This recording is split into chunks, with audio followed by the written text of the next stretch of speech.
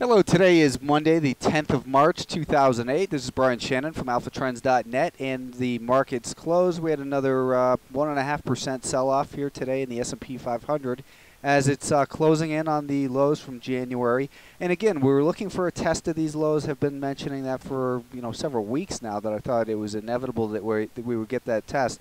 But again, don't get confused and think that that means the worst is over. As we saw with the XLF, we tested that last week, and we continue to go down in that market as a lot of fear and just general uncertainty is bringing about a lack of buying, and more people are liquidating their positions in this environment. So the S&P 500 is now, like I said, closing in on those lows. It was 126 even was the number. So today's volume was a little bit lighter, but again, that's just due more to an absence of demand than anything. When there's just an absence of demand, the stocks kind of fall on their own weight. This 10-minute time frame, we can see here that this was the bounce from 132, the sell-off below 132 early last week, brought it up to that declining 5-day moving average, and since then it's just been a nice, steady, slow and easy sell-off. We get these little sharp rallies in here, but they just can't hold on for very long.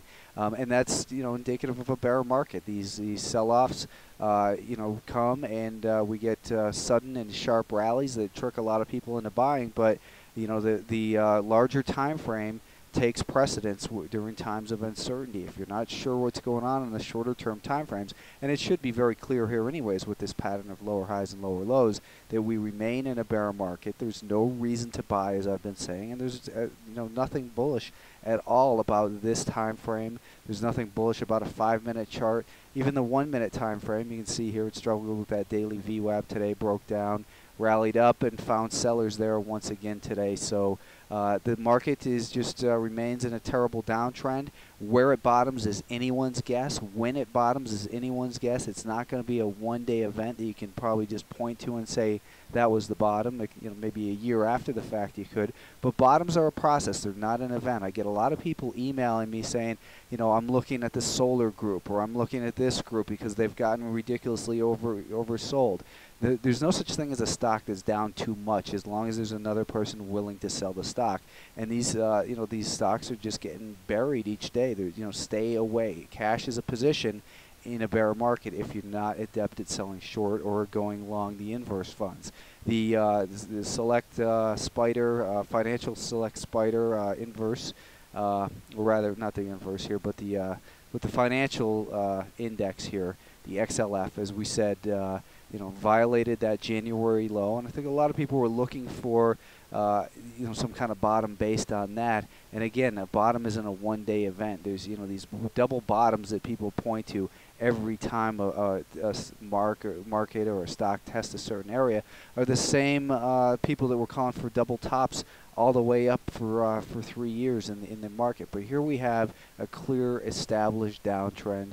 There are no visible signs of support. Where this market finds a bottom, again, is anyone's guess. It's going to take time, though. We're going to have to at least see this 50-day moving average begin to flatten out. We need these 10 and 20-day moving averages to cross and get back above that 50-day moving average. See a positive slope to the 50-day moving average. It's going to take time to heal this market, and it doesn't look like we've seen the lowest of prices still in here. So, continue to focus on the shorter term trends, and the direction of that 5-day moving average should be a good guidepost for the intermediate term trend. And is, again, I said last week, maybe getting above this level, we could see a little short squeeze rally develop. The primary trend is lower. There will be short squeeze rallies that occur along the way.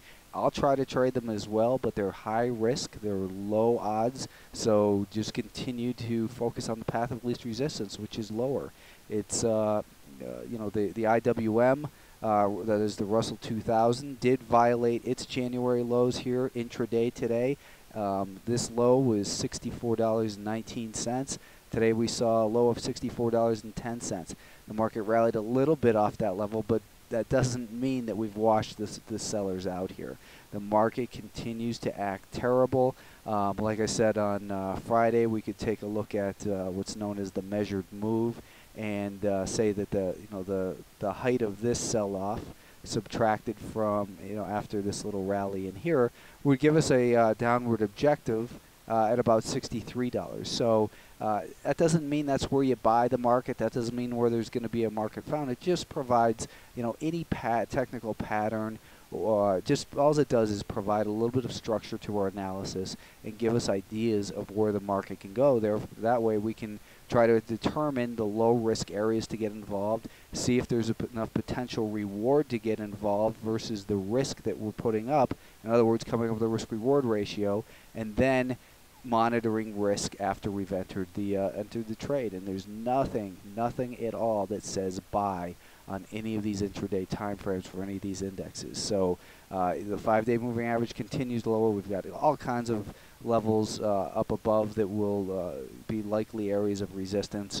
And the NASDAQ 100 today, this group came down below the January lows and closed below them as well. So what I was pointing to last week was a descending triangle in here. And the height of this pattern, subtracted from the breakdown point, and we'll measure conservative, was going to give us a downward estimate somewhere near 38. So on this weekly time frame, we see that lower low taking form.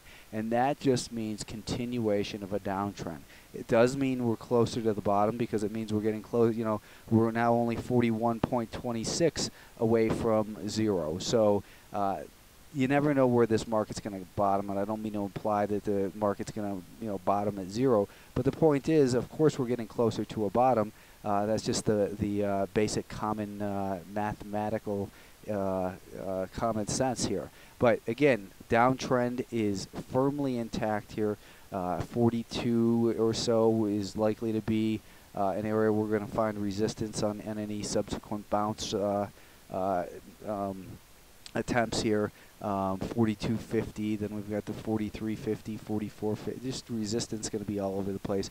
We're in a bear market. Continue to be careful. Hold on to your assets until the trend becomes more clear if you're looking for a long side opportunity.